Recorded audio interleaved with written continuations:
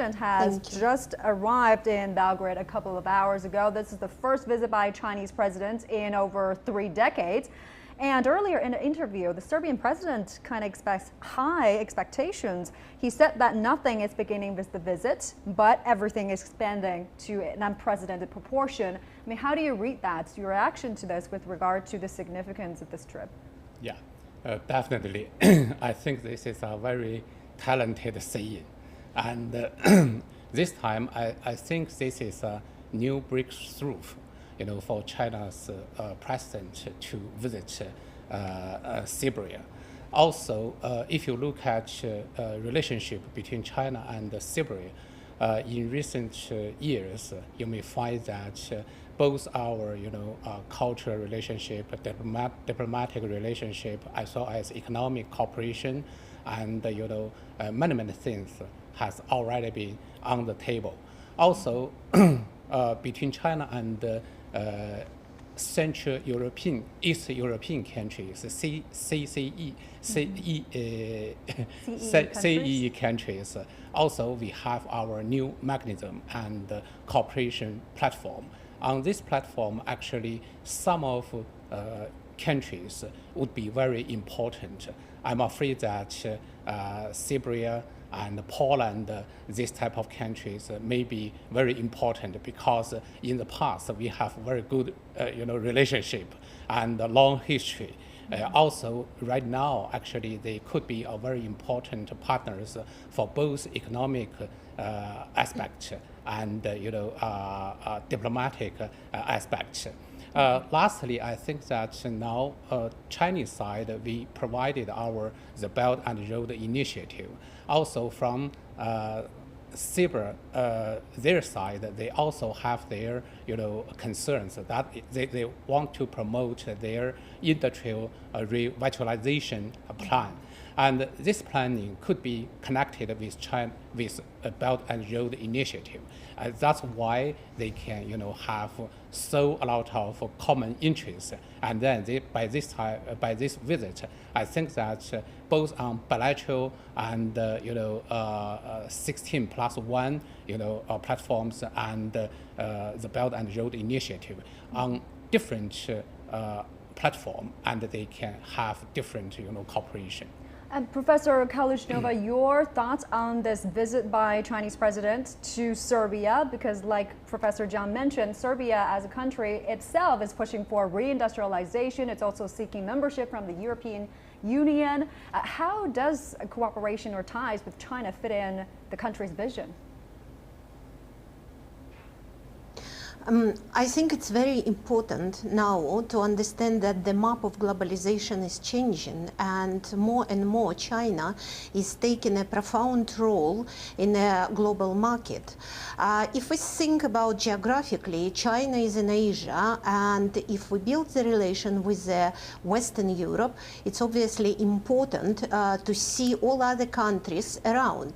If, for example, we take one of the biggest projects, the China Central Asia, West Asia corridor, we see that the gas pipeline is going through Uzbekistan, through Turkmenistan, and towards the Western Europe. So we need to take into account the relations between these countries and China and see pragmatically what should be done, because we have to realize that the markets are not ideal at this stage, and obviously a lot of countries like former Soviet Union countries in Central Asia, Kazakhstan, Uzbekistan, are coming and forming their new markets. They are emerging markets. And therefore, there are a lot of investments as well as the infrastructure projects are required to make these relations workable. Obviously, during these days, China will sign a number of agreements with the countries for cooperation. But what is very important for me, as for the economist, that it's not only the agreements on the paper, it's also the agreements which are sealed with the special financial deals as well as with the special financial institutions which China are establishing in order to facilitate their infrastructure projects as well as their investment projects. Namely, here I am talking about the new funding system which China established as Asian Infrastructure Investment Bank, which is definitely will deal with infrastructural projects, and the Silk Road Fund. So for all these agreements, which are very important and they are strategic, there is a very hard practical core which is lying on the ground. And Professor Zhang, Professor Kalyuzhnova just mentioned the cooperation between China and CEE countries in the financial sector. Do you feel that East European countries will view China in the future as a welcome new source of finance and reduce their reliance on traditional Western economies like Germany, like France? Yeah, actually, personally, I experience the warmly welcome from China's capital. This type of sense from CE countries. Mm-hmm. For example, when I visited the Czech Republic and attended China's investment forum, and the president of the Czech Republic expressed his very warmly welcome to China's investors. Mm-hmm. Also, he expressed he wants to attract more and more China's investors to go to his country. Actually, for Poland and for Serbia, in case that they want to improve their infrastructure, also they want to solve some of problems in progress of development, such as manufacturing sector's development, and have their upgrading their economic structure, and then they have to have new sources of capital. Of course, that Western European countries, especially those developed economies, France, Germany, UK, the EU countries have their plan to to help Central European countries. However, that now European countries now actually still suffering a little bit from debt crisis. Also, they cannot provide enough capital for those CE countries. Also, especially in the field of infrastructure. On this aspect, actually, China's advantages is very obvious. Some of developed economies cannot have this type of advantages. In this regard, I think that both China and developed economies in European countries, actually, they can work together and promoted infrastructure improvement and development in CE countries. I see Professor Kalyuzhnova nodding her head there. How do you think that the EU will view Serbia's cooperation with China? Do you see the concerns among Western countries? Well, I absolutely agree. Go ahead. And basically, what we see now that China is spreading the wings not only in Central Asia but in Europe.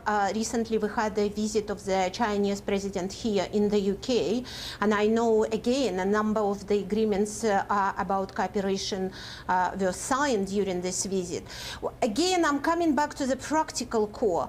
China is also working with the custom departments in countries like Poland, Russia, Kazakhstan, reducing the cost of custom clearance along the route. So basically, it's not only finance, but all other elements are thought through. And if we think about that, the whole program or the project One Belt, One Road, which was proposed originally, or the ideas were lightened up by the Chinese president in Nazarbayev University in Astana in September 2000. 2013. And where we now, it's quite a long way already, and China is getting dynamically and becoming quite a strong competitor for emerging markets with Europe and United States. I think we could see in the years ahead the dominant position of China in at least in Central Asia, but I wouldn't surprise if it would be Eastern and Central Europe, because China is employing the different methods and portfolio of investment in different sectors. If we take, for example, energy, we know that China is a big recipient and there is a big demand on energy in China, and since the country is progressing, it's going to grow in the years ahead. Now China is trying to build the special relations with Kazakhstan, because Kazakhstan and China have a very unique textbook example of the country consumer and supplier without transit state, which is very rare for the oil market. And even oil prices are going down. These special relations would be quite practical for China-Kazakhstan, because there are no other geopolitical involvements and only the economics, basically the clear relations are happening. And although Kazakhstan is only producing 4% of the total oil for China, I think the situation is going to change. So the portfolio of investment is quite interesting. China is offering countries in Central Asia loans for oil. There are direct investments. There is an aggressive acquisition of the oil companies. So basically that entrepreneurial spirit which China has, I don't think we are quite well equipped here in Europe to compete with such policies. So China is adopting this unique strategy in its geopolitical involvement in its partner countries. Professor Zhang, is it true that China believes there are more opportunities in those states for Chinese investment with easier or cheaper market access even compared to developed European economies? Actually, for CE countries now, definitely they have their series of demand for development, including how to improve their infrastructure and how to promote their industrial sectors development. In that process, I think that in the near future, if we can have more investment over there, and if we can promote trade volume between two sides, that will maybe more depending on the future projects. For example, at this stage we are promoting Serbia-Hungary railway project. Mm-hmm. If this project could be promoted, that means we maybe so a lot of equipment will be imported from China. Also, over there, you may find that in case they can improve their infrastructure, and then some of private investors will be willing, to invest or trade over there, and then some of products in Serbia or Hungary, in Central European countries, they can produce new products. Also, they can export those products to Chinese markets.